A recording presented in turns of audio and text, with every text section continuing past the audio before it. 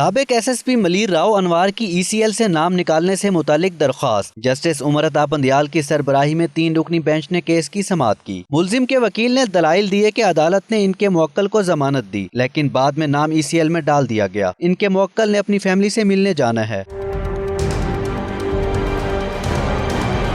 Justice Umar Ata Bandial نے remarks دیے کہ ECL سے نام نکلوانے کا ایک طریقہ ہے۔ آپ کہتے ہیں کہ ضمانت پر ہیں تو نام ECL سے بھی نکالا جائے۔ آپ تو کہتے ہیں کوئی اور FIR اور انکوائری بھی نہیں۔ جسٹس فیصل عرب نے کہا کہ اخباروں میں آتا ہے کہ راؤ انوار کے خلاف مزید انکوائریاں چل رہی ہیں۔